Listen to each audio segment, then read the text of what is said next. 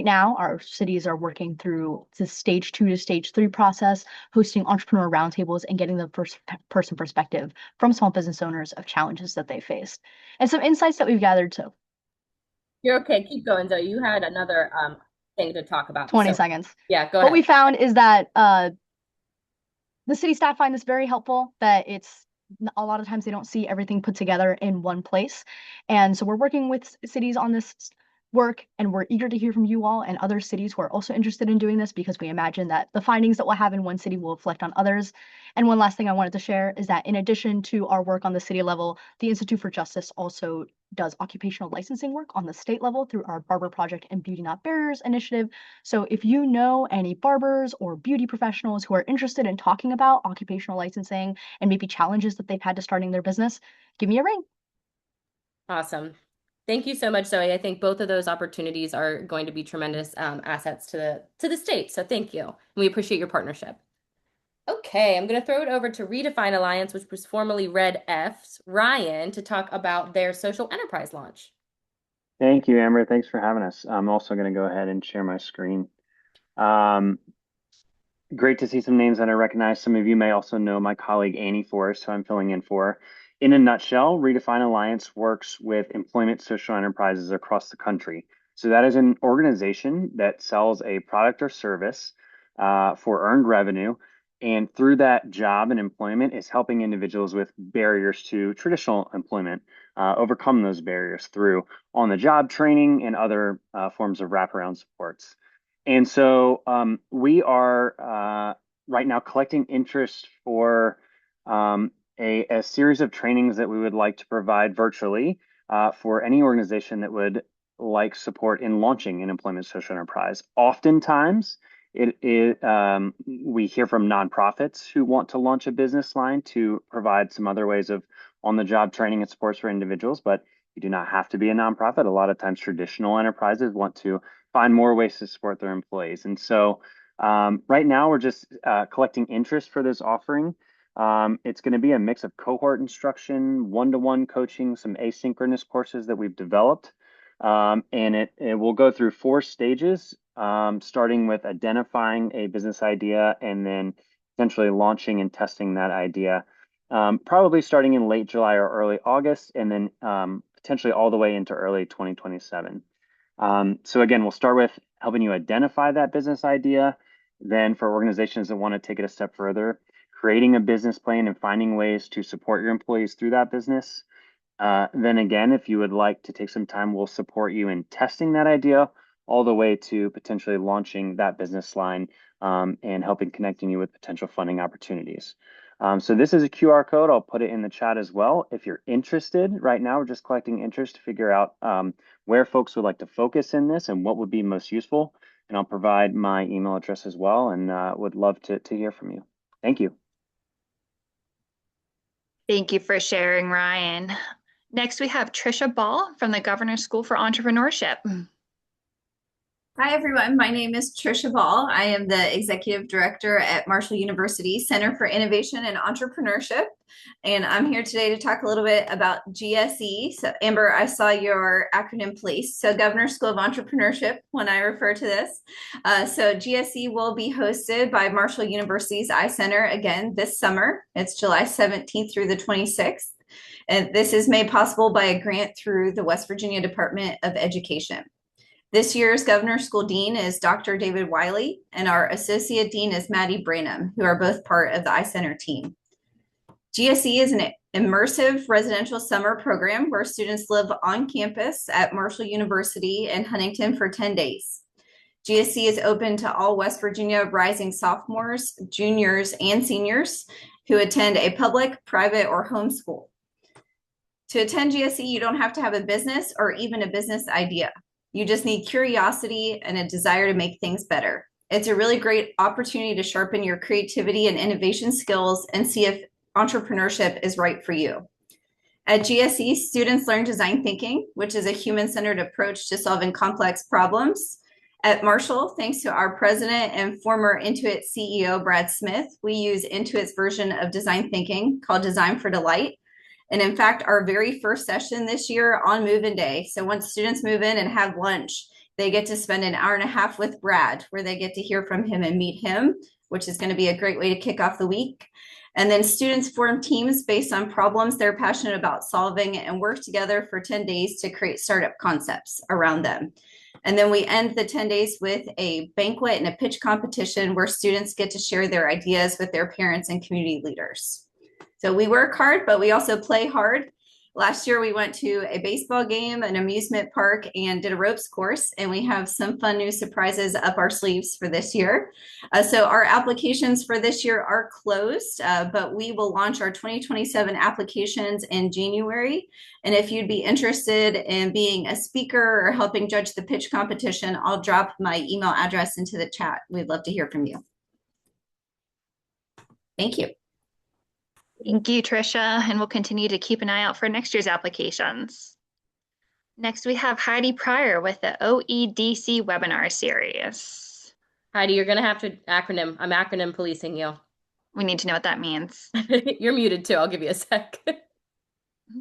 Thank you. Yes, I will drop the meaning of that acronym in the chat. But hi, I'm Heidi Pryor with the West Virginia Outdoor Economic Development Collaborative, otherwise known as the OEDC. I will drop that in the chat.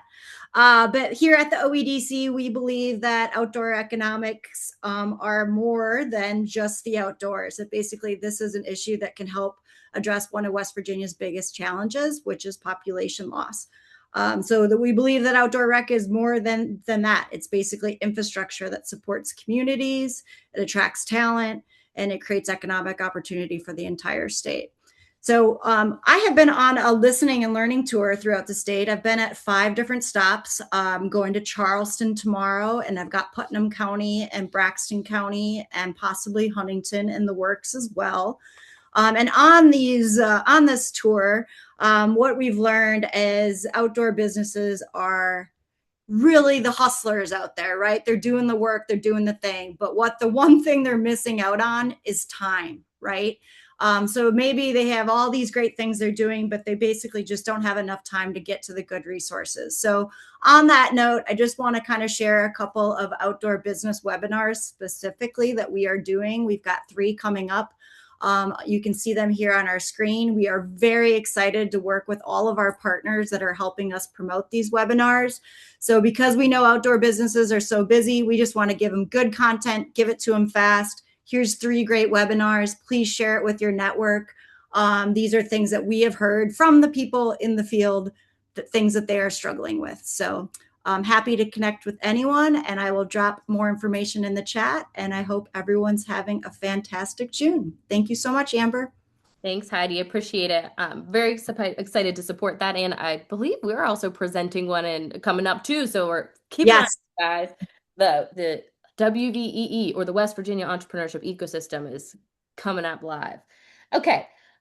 Bill, you got an exciting event coming up for G Beta. Can you tell us about it? I don't think beta is an acronym. No, nope, it's not. Because you got the alpha and then you got the beta. That's right. So, okay. Yeah, fortunately, no acronyms today.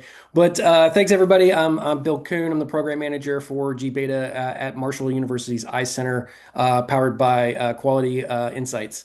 So what we're having here is a culminating event that's taking place. So we're 1 month out from our G Beta Summer 2026 Cohort Showcase. That's going to be happening in Huntington, July 9th from 5 to 7 p.m. At the Brad D. Smith Center for Business and Innovation. Trisha runs the iCenter out of there. So this is a culminating event for the cohort that has been through about 7 weeks of programming. So they've been meeting with mentors, working on their pitch deck, meeting with investors. And so this is their opportunity to pitch to the public, really, there. And so for you to meet with them and to kind of converse, share some ideas and some thoughts with those founders.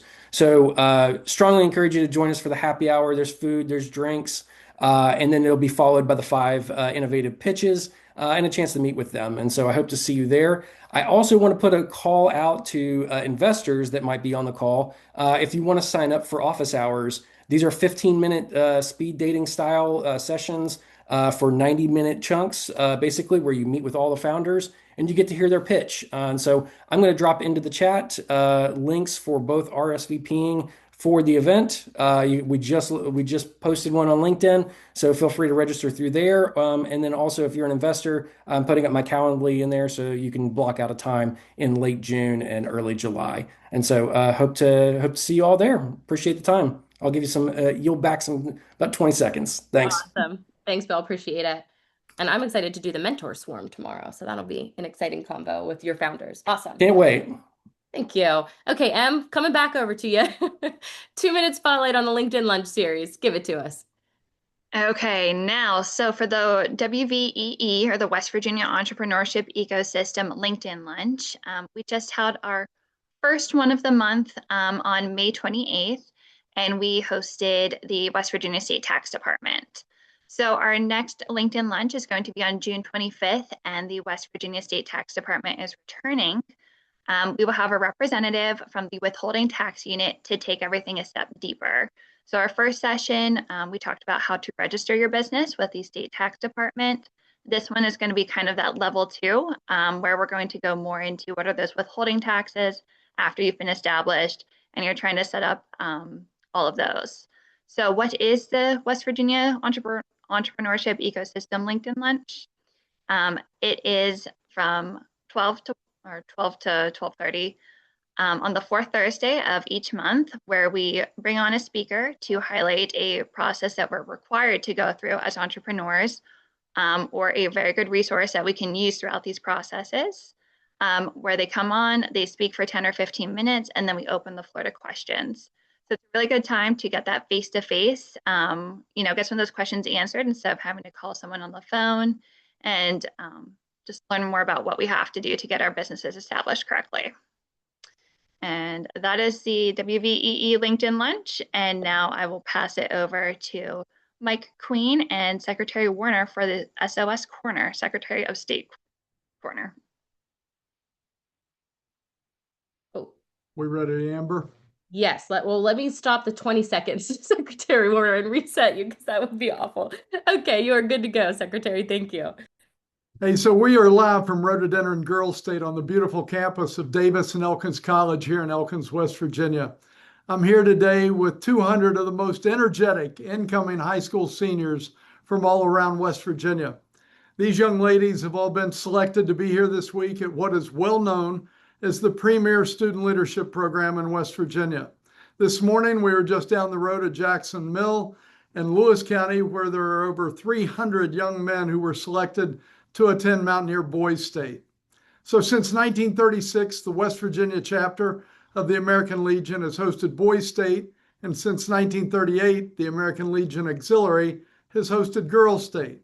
So on behalf of the entire state of West Virginia, I want to thank the adult leaders, staff, and volunteers from the Legion and the Auxiliary for their dedication, their time, their resources for this fantastic opportunity for West Virginia's future leaders. Dr. Rosemary Thomas and her small army of volunteers have organized this week to be one that these young ladies will remember forever. My visit here to Girls State is not only to talk about state government, elections, and voter registration. We're also here to talk with these young leaders about the new West Virginia Office of Entrepreneurship that goes into effect on July 1st. They are listening on this call now, and in just a little while, you're going to hear from a Girls State entrepreneur who won the Spark Pitch competition during Bridging Innovation Week. So thank you for all 200 of my brightest new friends to join us here on the June conference call. As my office does every month on this conference call, I'm pleased to announce another great month for new business startups. In the month of May, West Virginia had a total of 1,963 new business registrations throughout the state. The top 5 counties for new business startups for May include 147 new businesses in Kanawha County, 120 new businesses in Monongalia County, 118 new businesses in Berkeley, 115 new businesses in Raleigh County, 80 new businesses in Jefferson County. And I'm happy to report that in the month of May, we had 114 new businesses started by U.S. military veterans or a spouse of a U.S. military veteran. And of interest to the ladies here at Girls State, we had a total of 105 new businesses started by young entrepreneurs under the age of 30.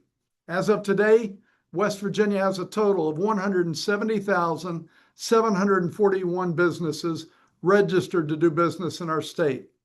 A quick update on the West Virginia Office of Entrepreneurship. Thanks to the many folks on this call, we had a fantastic group of 34 applicants for the coordinator's position.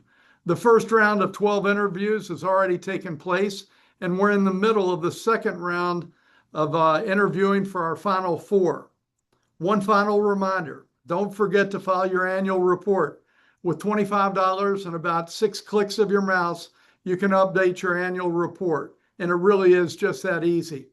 If you don't file by midnight on June 30th, there's a $50 late fee. If you need any help, you can call us at 304-558-8000, or you can log on to our website at wvsos.gov. Amber, thank you very much for helping our office make this special opportunity to introduce entrepreneurship to Rhododendron Girls State. Thank you very much. Of course. Thank you, Secretary. Appreciate it. And I mean, we just continue to rock those new business formations. I have to laugh though, because I think, Mike, every single month we've done an annual report and I still have to do my annual report filing. So I will get it in by the deadline. I promise, everyone. Okay. I'm going to throw it over to Mark Burdett with the West Virginia Small Business Development Center and West Virginia Business Link. I acronym police myself because actually SBDC is one that was flagged that caused the acronym police to come out because we say SBDC so much. Me and Tara, not you guys. So Mark, take it away. Oh, you're on mute though before you take it away.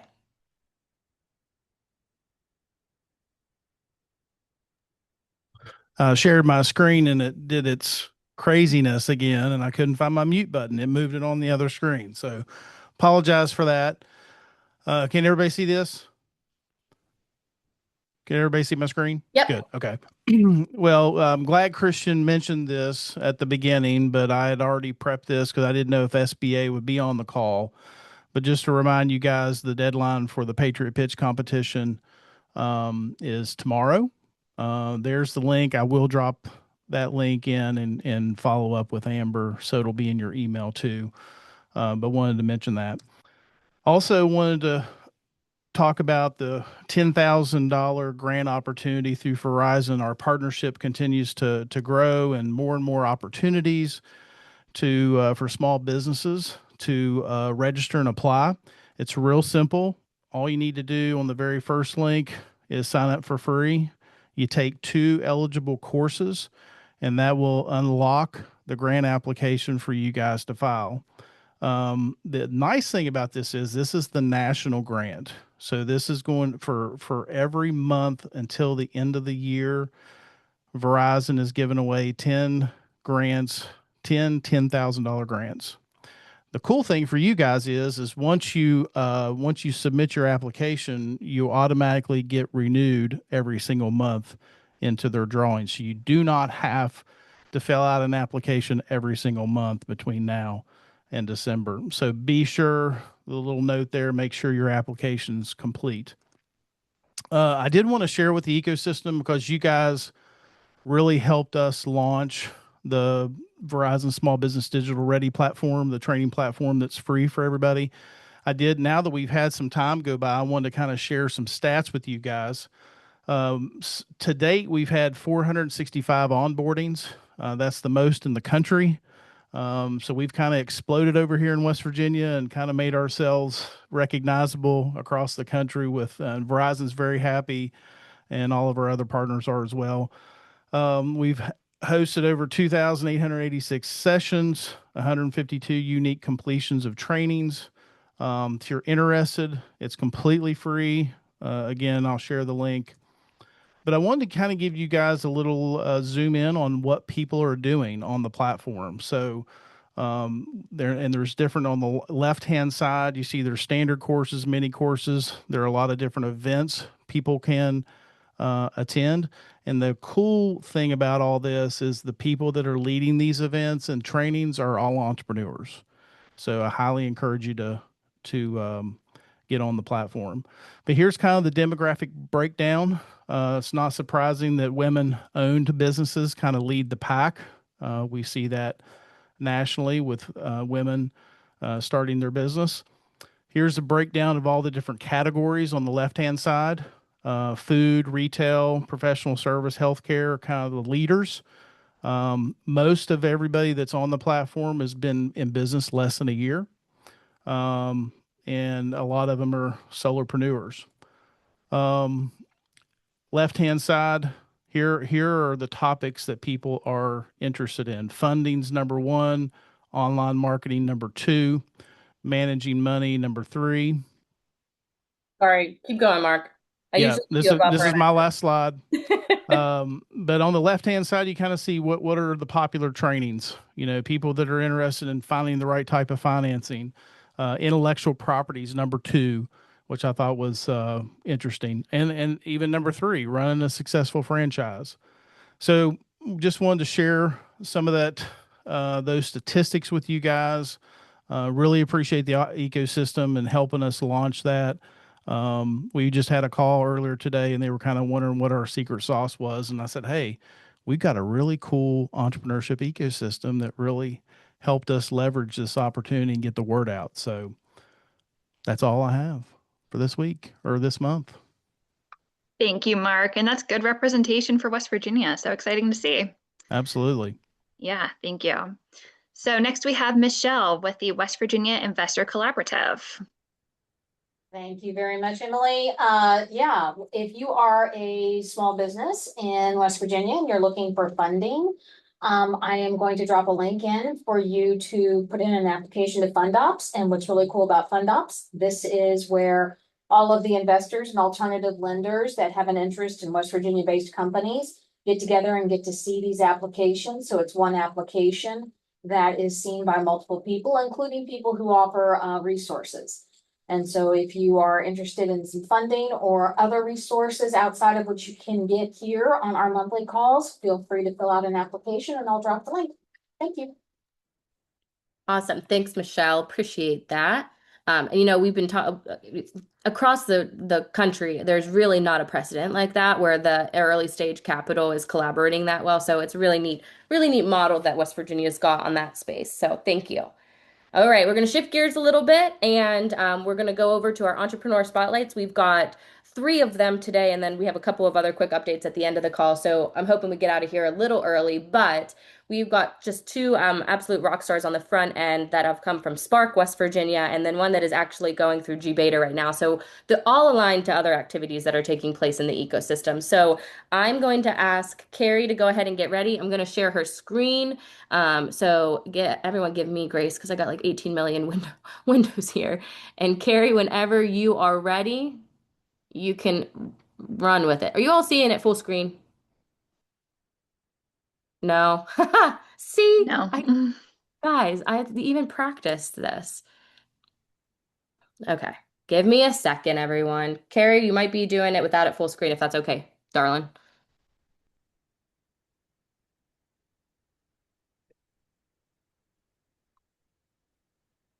Is Carrie there?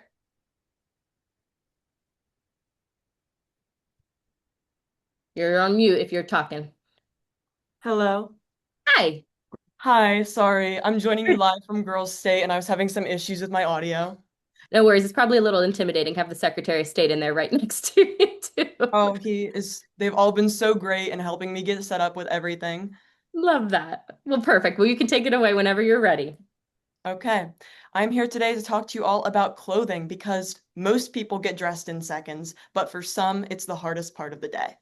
My name is Kyrie Thornburg, and for my entire life, I've suffered from something called sensory hypersensitivity.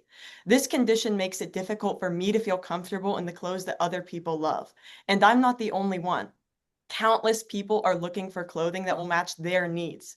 They want outfits that will adapt to them, not the other way around. Next slide, please.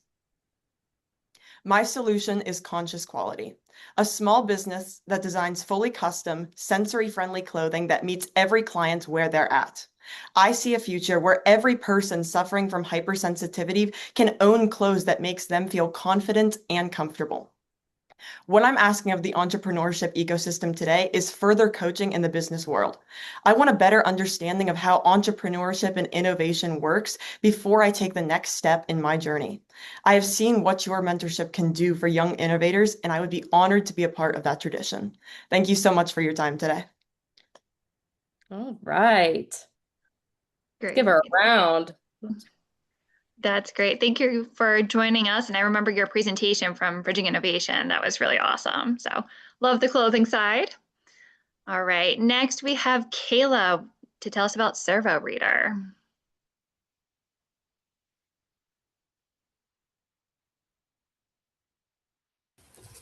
All right, I'm sharing my screen. Can you guys see that? We don't see a shared screen yet. You do not. Let me see. No. Do you guys see it now? Yeah. Oh, it's right here. Okay. Good to go. All right. All right. Good afternoon. I'm Kayla Crowell, the founder of Servo Reader. And it's not moving for some reason. All right, here we go. Problem. Nationally, 60% of visually impaired students live without consistent access to assistive technology due to ineffective and costly device features, which particularly impacts accessibility for rural families and schools.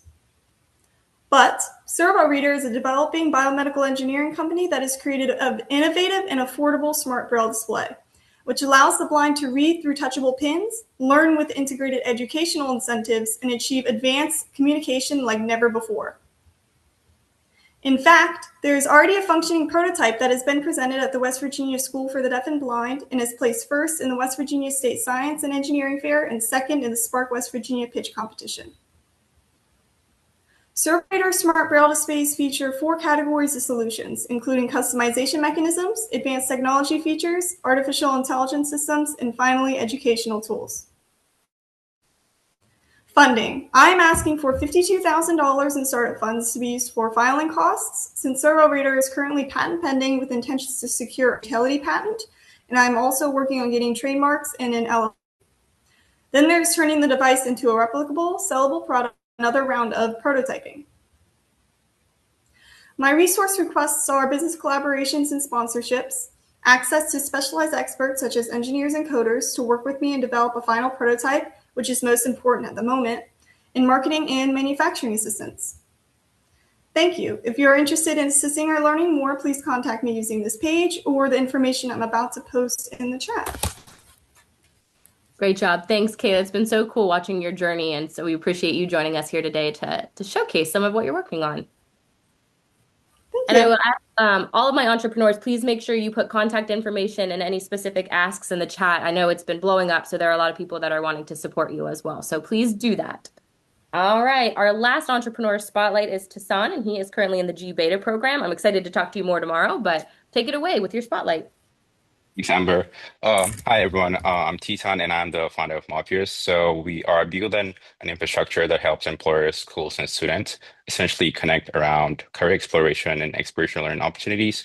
So one of the gaps we're noticing is that students are always expected to kind of know what they want to do after graduation, but they don't always get the exposure they need to figure out exactly how to make those decisions. So if you're involved in like education, workforce development, or like economic development as well, you're already seeing, some of the effects this is happening when it comes to building pipelines or retaining them. So one of our mission is pretty much how to start exposing students to career opportunities as early as possible. So from like K-12 all through college, that way they can better understand their options. So whether that's via, internships, job shadows, workplace tours, experiential opportunities, we essentially want to have students be exposed to more opportunities before they're expected to decide. At the same time, we're also helping employers engage with talent. So, and also how to kind of connect with them. We work with schools essentially to kind of capture what students are learning, understanding their learning outcomes, what they're building, what they're interested in over time, and then use all that information and all that insight to better position them when making decisions, as well as help employers have more information on who they essentially want to have in their talent pipeline. So they start considering building their elite talent data. We work with universities, we work with school districts, we work with employers across the boards, whether it's small businesses, medium-sized businesses, or enterprises. So I would love to connect with anyone, either at the public or private level, that's like in the K-12 area, higher education, workforce, internship, CTE, students, career placement, and all of that. I already saw amazing names and faces that I've already met with earlier, but I'm always looking to connect and meet more people. So if anyone comes to mind, just feel free to continue the conversation after this. I'll leave my contact information in the chat. And I'll also be at the G Beta Showcase happening at Marshall's Eye Center on July 9th. So feel free to stop by and say hello if you do come. Thank you. Awesome. Thank you so much, and looking forward to following up on our conversation. All right.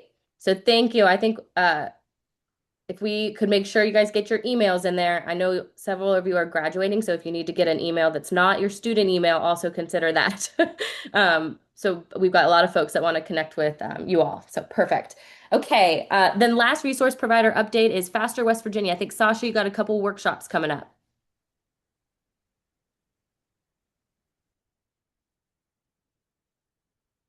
Yes, thank you for giving us a moment to talk today. So we have two upcoming in-person classes in Clay County and in Braxton. The Clay County event is on June 23rd from 5:30 to 7:30 at the WVU Clay County Extension Office. If you're interested in this class, please make sure that you look up the directions to the Clay County Extension Office and not that address, because there are actually two things about 20 minutes apart with that same address. That one will be on building your own business, which is some basic work blocks, some things to get you started if you have an idea or if you're very early on in your business.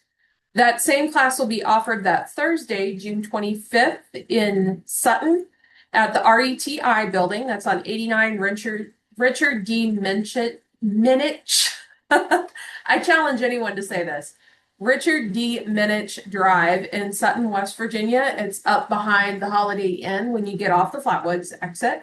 Again, 5:30 to 7:30, we're looking for early entrepreneurs who are either in the idea stage or just getting going. And I'd be happy to meet with you in person, give you some tips to get started, and make a connection.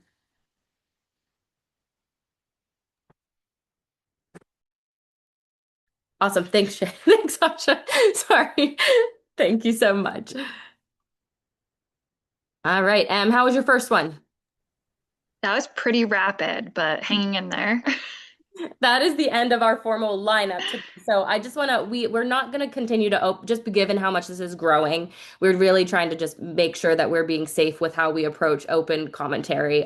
If you all have been part of those initial COVID experiences, you know, rapidly opening up to a large group of nearly 100 people is a little dangerous. So that being said, if you want a spotlight on an upcoming call, they are not invitation only. Anybody can feel free to reach out to us and get added to the agenda. So please feel free, if you have an upcoming opportunity or you're new to the ecosystem and want to just share some of what you do, please reach out to us. We would be happy to give you a spot, but we are going to minimize our open discussion just in the interest of safety for everyone on the call. So thank you all tremendously. I hope you all have a great rest of your June. If you're going on vacay, safe travels, enjoy the sun, and we appreciate everyone so much. You keep an eye out for the recap. It'll download everything for you in bite-sized pieces here in the next, I'm going to start saying 48 hours. If I say 24, I get stressed. So in 48 hours within that period. So thank you all very much and have a great rest of your June. Thank you.